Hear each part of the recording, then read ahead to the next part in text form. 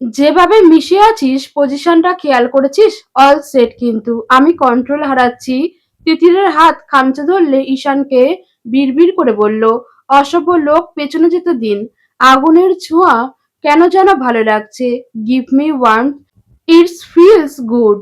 ঈশানের একের পর এক ঝলসে যাওয়া কথায় পিষ্ট হচ্ছে তিতিরের নারীসত্তা।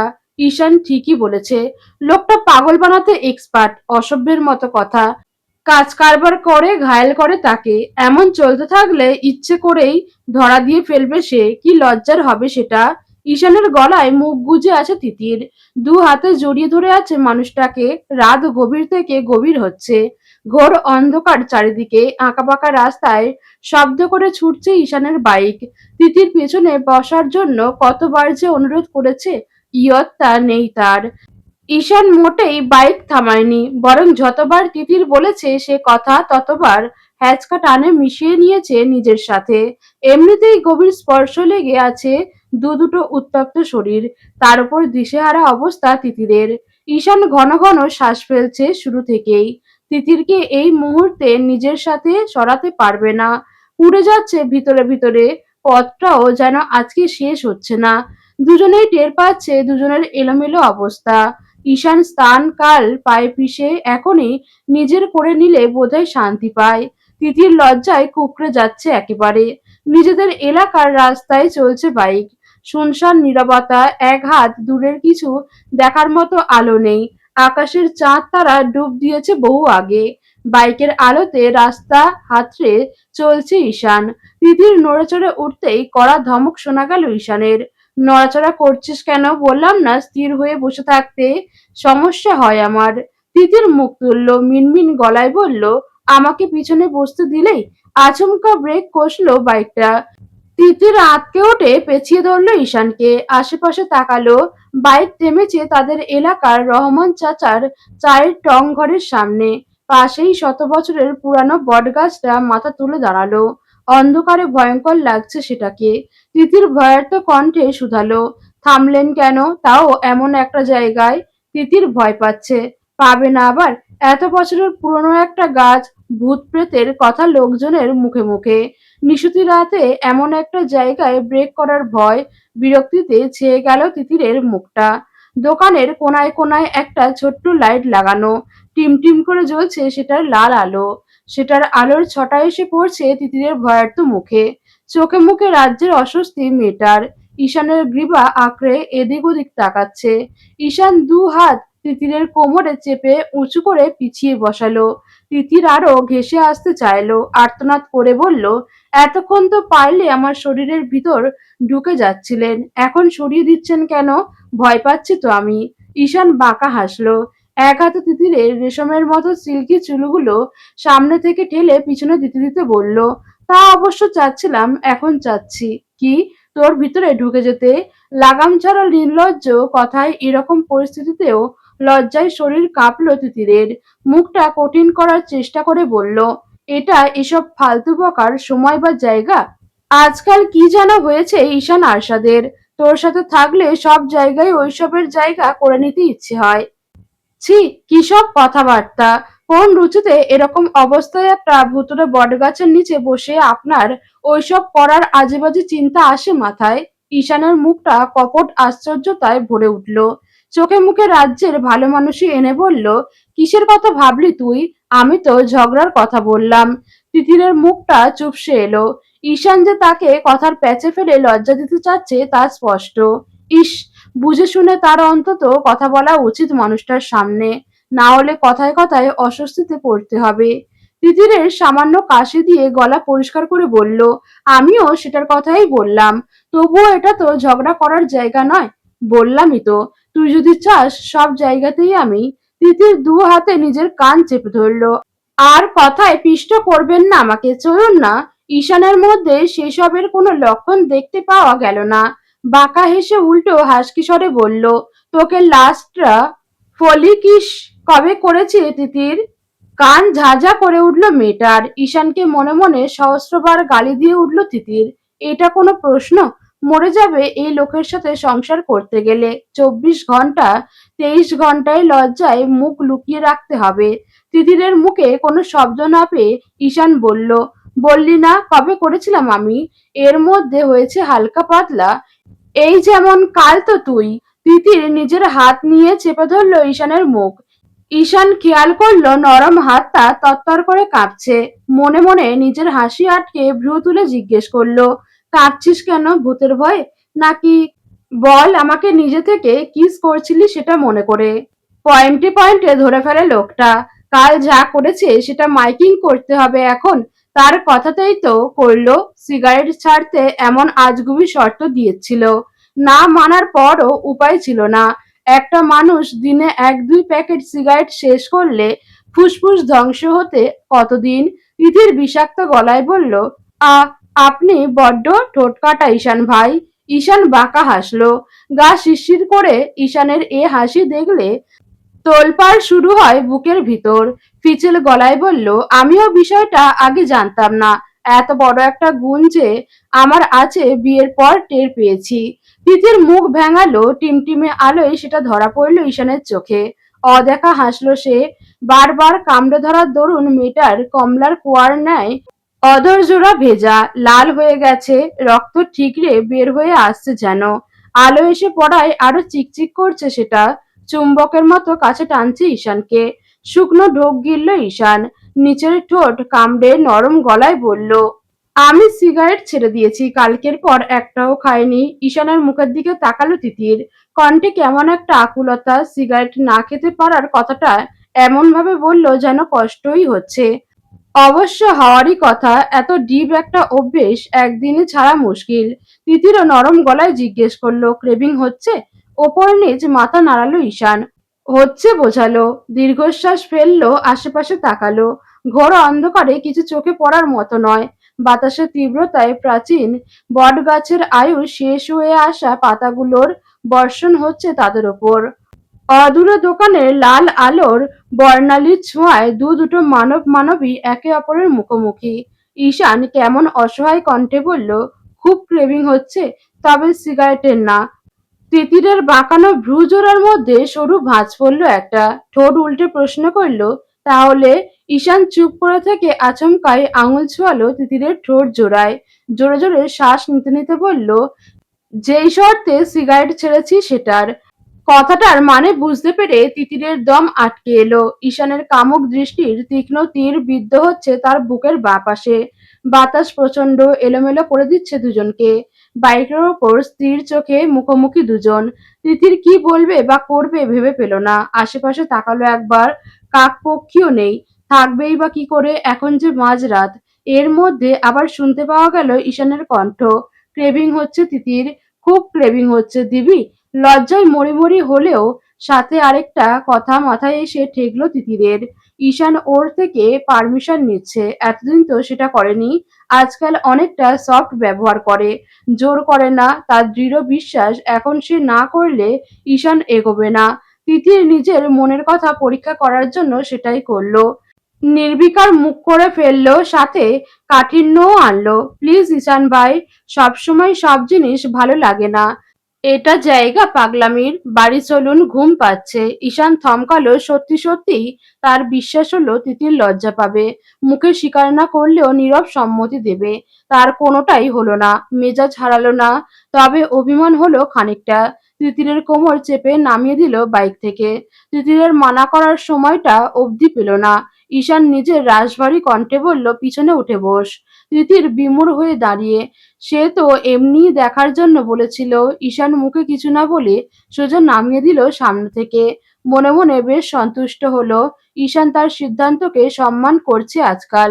সে না বললে যে ঈশান এগোবে না এটা বুঝতে বাকি নেই। কি হলো বোস, এখন দেরি হচ্ছে না? উহু। তিতির একদম ঘেঁষে দাঁড়ালো ঈশানের কাছে। ঈশান ভ্রু কুঁচকে তাকাতেই তিতিরের দু কাঁধ খামচে আবার উঠে পড়লো বাইকে আগের মতো। দূরত্ব না রেখে বসলো। দুপা তুলে জড়িয়ে ধরল ঈশানের কোমর। পুনরায় সেই ছোঁয়ায় ঠোঁট কামড়ে চোখ বুজে নিল ঈশান। তিতির নিজে এতটা সাহস কোথা থেকে পেল নিজেও বুঝল না। ওপরে ওপরে সাহস দেখালেও মনে মনে মোমের মতো গলে গলে পড়ছে। দুজনের শ্বাস প্রশ্বাস ছুঁয়ে যাচ্ছে একে অপরের মুখ। ঈশান তাকালো। তার উপর তিতির ঝুঁকে আছে। কি সমস্যা? আবার এভাবে বসলি কেন? আমার ইচ্ছে। তোর ইচ্ছেতেই তো হচ্ছে সব। যা পিছনে গিয়ে বস। কি যেন বলছিলেন তখন? ঈশান চট করে তাকালো ওর দিকে। মেয়েটার মুখে স্পষ্ট লেখা দেখতে পেল অনুমতির। পুরুষালী শরীর খেয়েই হারালো। তবে মুখে বলল, ডু ইট। হ্যাঁ, যেটা বলেছিলাম সেটা কর। ক্রেভিং মেটা আমার। তিতির মুখ সরিয়ে নিল অন্যদিকে। আমতা আমতা করে বলল, আ আ আমি বারবার নিজে থেকে পারবো না। আমি করলে প্রবলেম? নিজেও করবি না? তাহলে কিছুই তো হবে না আমাদের মধ্যে কখনো। সংসারটা করবি কি করে তিতির? তিতির জবাব দেয় না। দু হাত এসে ঠেকেছে ঈশানের শার্টের বোতামে। দু হাতে সেটা নিয়ে নাড়াচাড়া করছে সে। ঈশান ওই বাচ্চা বাচ্চা মুখে টান আর সহ্য করতে পারল না। এক হাতে তিতিরের কোমর চেপে নিজে পিছিয়ে বসলো খানিকটা। ওকেও টেনে কাছে এনে অন্য হাতে ধরল চুলগুলো। মুখের কাছে মুখ টেনে হিসিয়ে বলল, আমিও দেখবো কতদিন তুই আমার থেকে দূরে রাখিস নিজেকে। তোর রেসপন্স না পেলে আমি একা সংসার করতে ছুটবো না। এটা জেনে রাখিস। ঈশান আরশাদ দেওয়ান কারোর জন্য নিজেকে পাল্টায় না। ভাবেওনি পাল্টানোর কথা।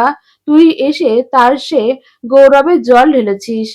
আজকাল তোর মন মতো চলার জন্য মরিয়া আমি। জাদু করছিস জাদু? তিতির দাঁতের নিচে ঠোঁট কামড়ে শুনছে ঈশানের সব কথা। ঈশানের তপ্ত শ্বাস প্রশ্বাসে সে আঘাত হানছে তার কণ্ঠদেশে। শক্ত হাতে মুঠো করে পেঁচিয়ে আছে তার চুলগুলো। ঈশান চুলের মুঠো ধরে তিতিরের মাথাটা খানিক পেছনে এলিয়ে নিজের ললাট স্পর্শ করালো তিতিরের কণ্ঠদেশে। তিতিরের ছোট্ট নাড়িদেহ আন্দোলিত হচ্ছে। তপ্ত নিঃশ্বাস নাক মুখের ছোঁয়া লাগছে তার দুর্বল জায়গায়। ঈশান আবার সেই হিসিয়ে বলল, আমাকে মাঝে মধ্যে তোর কাপুরুষ মনে হয় না তিতির? মনে হয় না যে তোর কাছে এলে আমার শুধু তোকে পাওয়ার বাসনা জাগে কেন? পাগল হয়ে যায় কেন? তোকে ছুঁয়ে দিতে মরিয়া হই কেন? ভাবিস না? ভাবিস বল? তখন নিশ্চয়ই আমাকে কাপুরুষ চরিত্রহীন ভাবিস। তিতির ঈশানের এমন কথায় কোনো মতে দুদিকে মাথা নাড়ে। এটা সে মন থেকে কখনো ভাবেনি। ঈশান যতই খারাপ ব্যবহার করুক, শুরুতে রুষার কথা মনে হয়ে তখন এসব মনে হতো। ঘৃণা লাগতো নিজের ওপর, সম্পর্কের ওপর। রাগ হতো ঈশানের ওপর।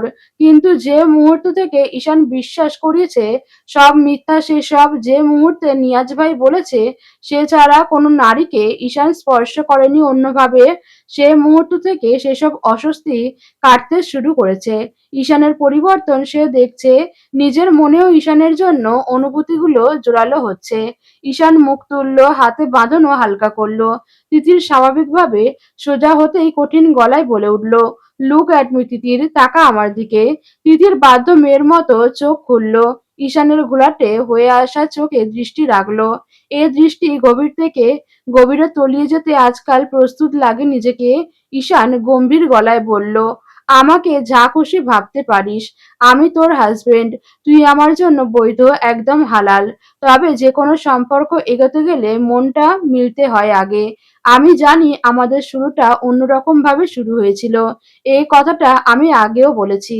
তবুও আবার বলবো, তুই যদি আমাদের ফার্স্ট নাইটে আমার বলা কথার জেদ ধরে আমার কাছে আসতে ইতস্তত করিস, সেটা আমার জন্য যন্ত্রণাদায়ক। আমি জানি সেদিনের তোকে দেওয়া কষ্টের কাছে আমার আক্ষেপ কিছুই নয়। তবুও সরি। এ নিয়ে দ্বিতীয়বারের মতো ঈশানের মুখে সরি শুনল। এই বিষয় নিয়ে কৈফিয়ত সে আগেও দিয়েছে। ভালোবাসা মানুষ চিনিয়ে দেয়। তার অবচেতন মন ভালো খারাপের পার্থক্য বুঝতে পারে। ঈশানের কথায় যে মিথ্যা নেই সেটা মুখে না বললেও টের পাওয়া যায়। মুখ নিচু করে ধীর গলায় বলল, এসব কথা আপনি এর আগেও বলেছেন। আর দরকার নেই। দরকার আছে, আছে বলেই বলছি। আমার আর রুষার সম্পর্ক আর 10টা কাপলের মতো ছিল না। ভার্সিটির শুরু থেকে আমাদের পরিচয়। এখান থেকে আমি, নিয়াজ, নাইম আর সাজিদ একসাথে অ্যাডমিট হই। ঋতু অবশ্য মেডিকেলে ভর্তি হয়। তবে দিন শেষে আড্ডা একসাথেই দেওয়া হতো। তুই জানিস কি না, ঋতু নাইমের বোন। সৎ বোন, তবে বোন। রুষার সাথে পরিচয় নিয়াজদের মাধ্যমেই। ওকে কিছু ছেলে বিরক্ত করত। একদিন এক অনাকাঙ্ক্ষিত অসম্মান হওয়া থেকে ওকে বাঁচাই আমি। And then she fall in love with me. আমার মনে সেরকম ফিলিংস কোনো জীবনেই ছিল না। না তো রুষা, না অন্য কোনো নারী। ভালোবাসা জোর করে বা সবার প্রতি হয় না তিতির।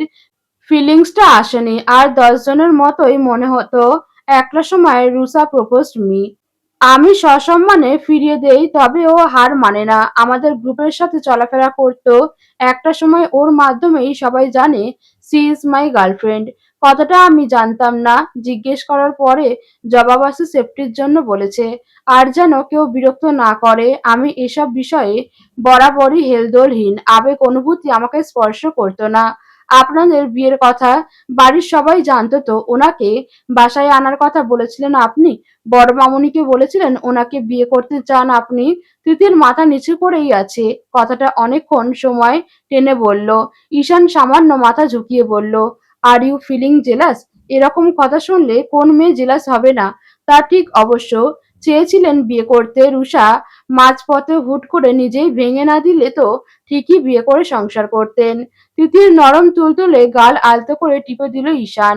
গলার কণ্ঠ গম্ভীর করে বলল, ইটস আ সিক্রেট তিতির, আপাতত তোকে বলতে পারছি না।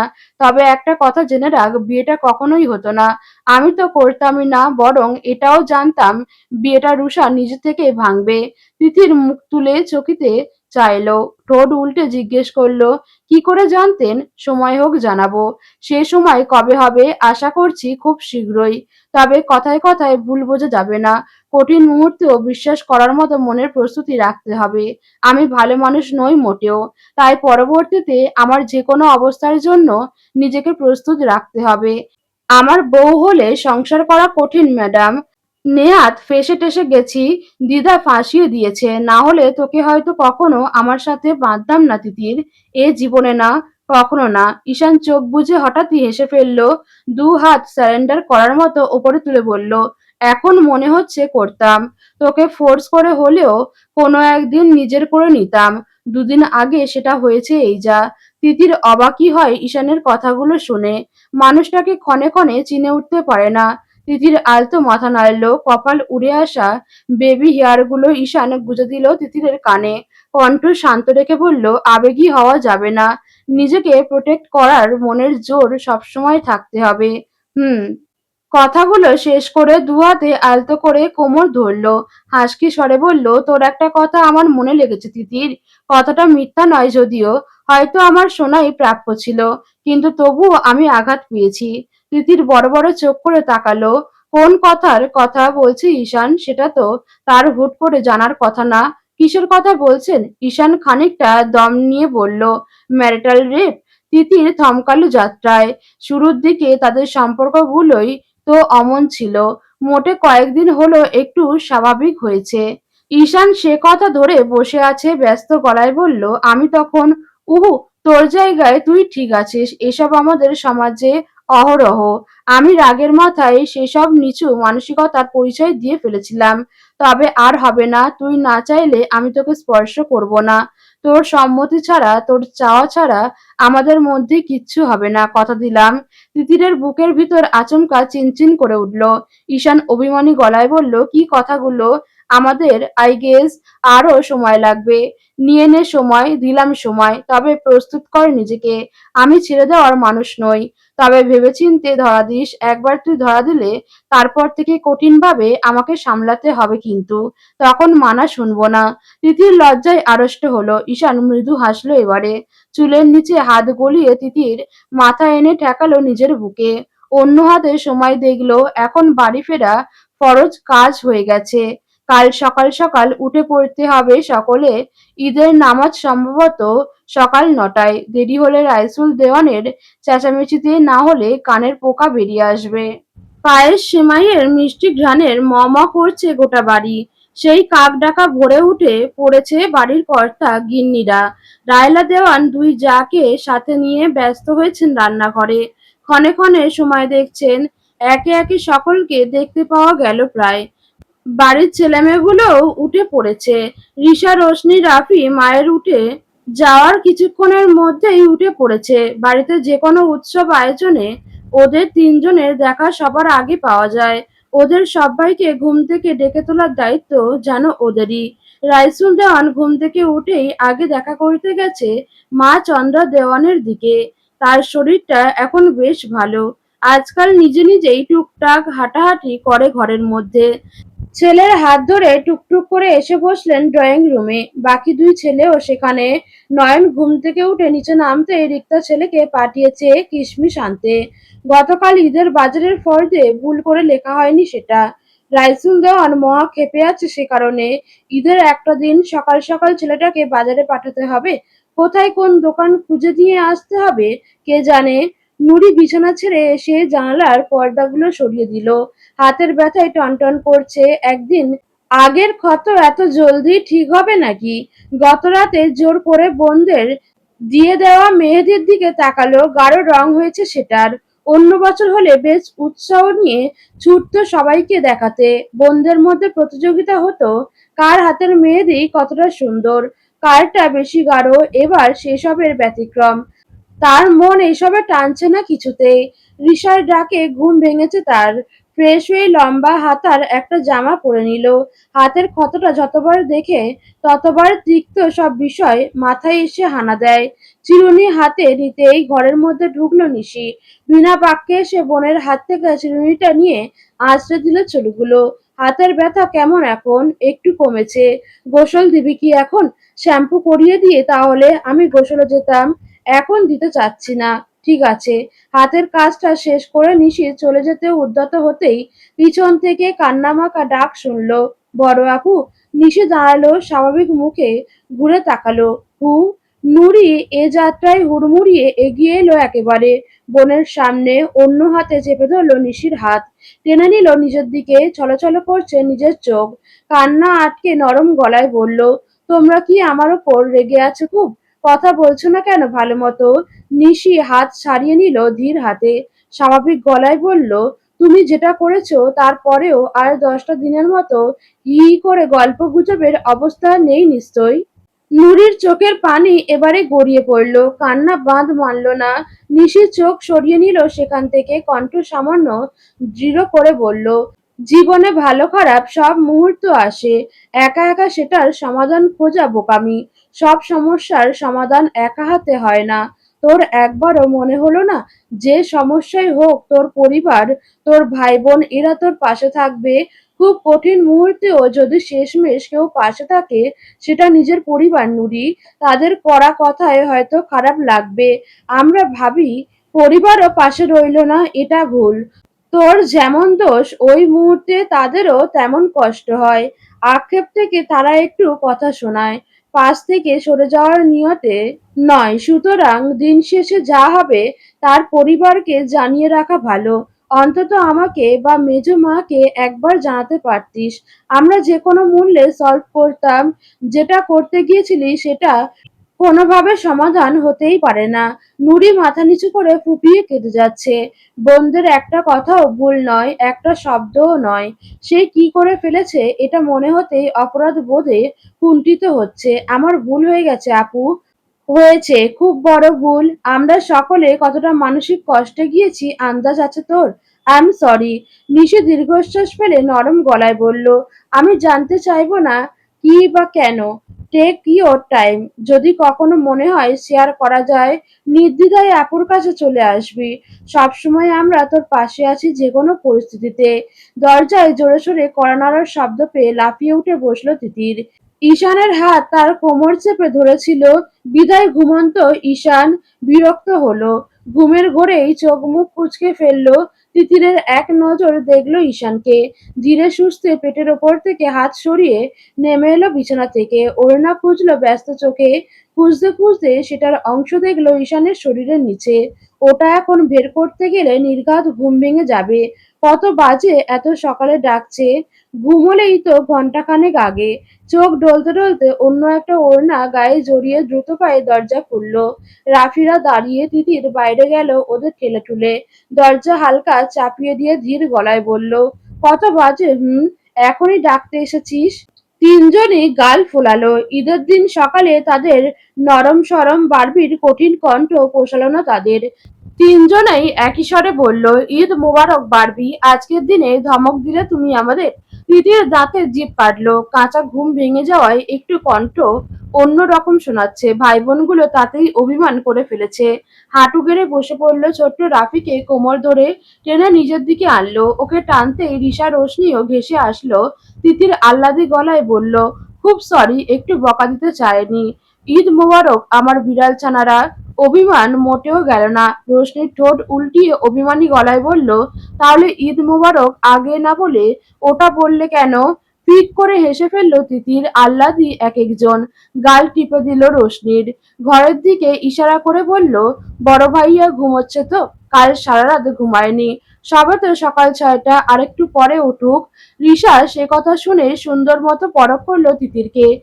আগ্রহ গলায় জানতে চাইলো, তুমিও সারা রাত ঘুমাওনি তাই না বারবি?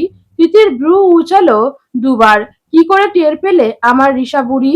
তোমার চোখ লাল তো। তিতির হেসে ভাই বোনকে বুঝিয়ে নিচে পাঠালো। সে আর ঘুমাবে না। রুমে ঢুকে দরজা লক করতেই চোখ পড়লো বিছানায়। উদাম শরীরে উপুর হয়ে শুয়ে আছে ঈশান। পাশে কোলবালিশ জড়িয়ে হেসে ফেললো তিতির।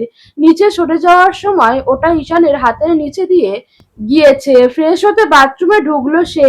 কাল রাতে ফিরতে ফিরতে 3টে পার হয়ে গিয়েছিল। বাড়ি এসে ফ্রেশ হয়ে ঘুমোতে যেতে যেতে আরো ঘন্টাখানেক। তার নিজের যদিও বাড়ি আসলো বেশি বেলা অবধি ঘুম হয় না, তবুও আজকের একটু ঘুমাতো যদি না বিচ্ছুগুলো এত সকাল সকাল টেনে না তুলতো। কাজের মেয়েটা সকাল সকাল সব রান্না বান্না গুছিয়ে শুরু করে দিয়েছে। রাহাত সকাল সকাল উঠে পড়েছে। মায়ের ঘরে এসে বসতেই অবাক হলো ভীষণ। মা আজকে তাকে চিনতে পারল সাথে সাথেই। সব থেকে বড় কথা, তার নাম ধরে রাখছে। ছেলে বসতেই অচল হাতের আঙুলগুলো নাড়লেন তিনি। রাহাত ছলছল চোখে মায়ের হাত ধরল। মাথা ঝাঁকালো, কি বলতে চাই সেটা বলার জন্য। আমি কোথাও যাব না বাবা, দেশেই থাকবো। মায়ের দেশের বাইরে যেতে না চাওয়ার কারণ রাহাত জানে। নিজের দেশে নাকি মৃত্যু হলেও শান্তি। রানী বেগম বরাবরই যেতে নাকচ করে দিতেন। রাহাত মায়ের হাত ধরে নরম গলায় বলল, তা বললে হয় মা, ট্রিটমেন্টের জন্য যেতে হবে না, তাছাড়া কয়েকটা দিনেরই তো ব্যাপার। রানী বেগম দীর্ঘশ্বাস ফেললেন। তিনি জানতেন ছেলের উত্তর এটাই হবে। আদতে তার আর বাঁচার ইচ্ছে নেই। অচল মাকে কতদিন বয়ে বেড়াবে তার ছেলেটা?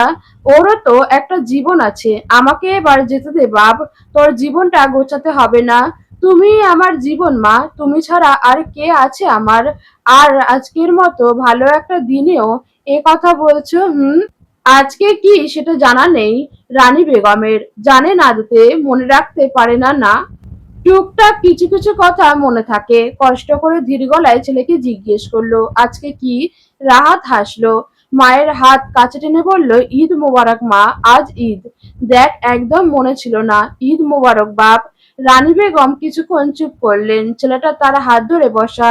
আচমকা বলে উঠলেন, তিতিরকে এবার নিয়ে আসার ব্যবস্থাটা কর বাপ। আমি স্পষ্ট টের পাচ্ছি আমার জীবন শেষের দিকে। তোকে সংসারী দেখে আমি মরতে চাই। তিতিরের হাতে আমি সংসারটা বুঝিয়ে দিয়ে বিদায় নিতে চাই। ওকে নিয়ে আয়। থমকালো রাহাত। মায়ের কথায় যন্ত্রণায় তার হৃৎপিণ্ডে এসে লাগলো। কেঁপে উঠল হাত দুটো। মায়ের তিতির এর কথা মনে আছে।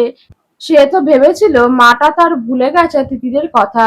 ছেলের সারা শব্দ না পেয়ে আবার হাত নাড়ালো। আমরা সিঙ্গাপুর যাওয়ার আগেই নিয়ে আয়। সাথে নিয়ে যেতে না পারি অন্তত দেখে যাই, তোর বউ করে রেখে যাই। ফিরে আস্তে আস্তে যদি হায়াতে না কুলায়। কেউ বোধহয় রাহাতের কলিজাটা ছিঁড়ে দিতে চাচ্ছে। ভিতরে রক্তক্ষরণের যন্ত্রণায় চোখ জ্বালা করছে। মাকে কি করে বলবে তার পরীটা আর তার নেই, ছিল না, আর না তো কখনো তার হবে।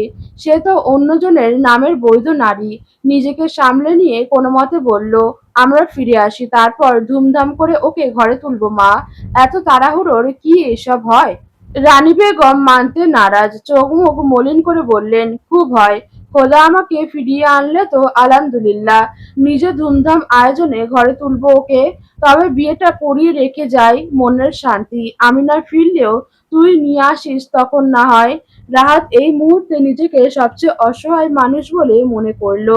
ডাক্তার পই পই করে বলে দিয়েছেন কোনো ধরনের মানসিক প্রেসার এই মুহূর্তে ওনাকে দেওয়া যাবে না। তার মধ্যে কি করে বোঝাবে এখন? মা, আমরা দেশে আছি আর 3 দিন। তোমার যা শরীরের অবস্থা, আমি কিভাবে এসব করবো বলো তো? সময় স্বল্পতা, তাছাড়া ও তো একটা মেয়ে, ওর পরিবার ছেলের খোঁজ খবর নেবে না, না নিয়েই মেয়ে দেবে, আর এত অল্প সময়ে তারা একদম রাজি হবে না। রানী বেগম গো ধরার মতো করে বললেন, তুই তো কোনো দিকে কম না বাবা, আমাদের সব আছে, খালি মানুষ ছাড়া। আমি আজ আছি কাল নেই, সবই তো তোর আর ওর থাকবে। সেটা তো কথা নয় মা, তুমি তোমার মেয়ের বিয়ে একদিনের পরিচয়ে দিয়ে দেবে? দেবে না তো বলো, তাহলে ওরা কেন দেবে? আমরা না হয় জানি মেয়ে সম্পর্কে, ওরা তো আর আমার সম্পর্কে কিচ্ছু জানে না। অন্তত কয়েকটা দিন সময় লাগবে না? বলি কি, আমরা ফিরে এসেই তুই কালকেই যাবি ওর বাড়িতে, তিতির তো জানে তোর সম্পর্কে, তাই না? বলবি ওদের খোঁজ নিতে, এক কাজ কর, আমাদের ফ্লাইট পিছিয়ে দে। রানী বেগমের শ্বাস প্রশ্বাস দ্রুত হচ্ছে, টের পেতেই থেমে গেল রাহাত।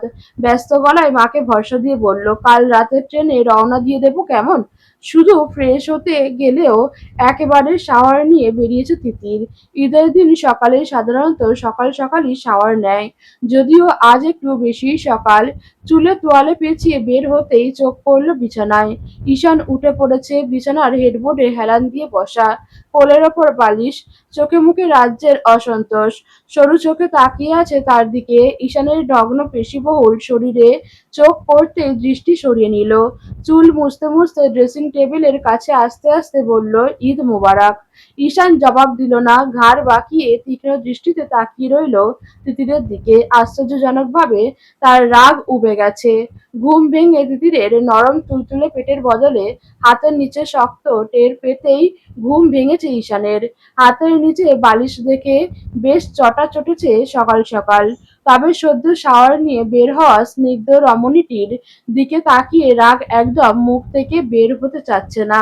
গায়ে নরমাল সুতির একটা সালোয়ার সেট, পুরো অঙ্গে বিন্দুমাত্র কোনো কৃত্রিম প্রসাধনীর ছোঁয়া নেই। দীর্ঘ সময় শাওয়ার নেওয়ায় হয়তো চোখ দুটো বেশ লাল। কাল ঘুম না হওয়াটা একটা কারণ হয়তো। ফুলো ফুলো মুখটায় এত মায়া।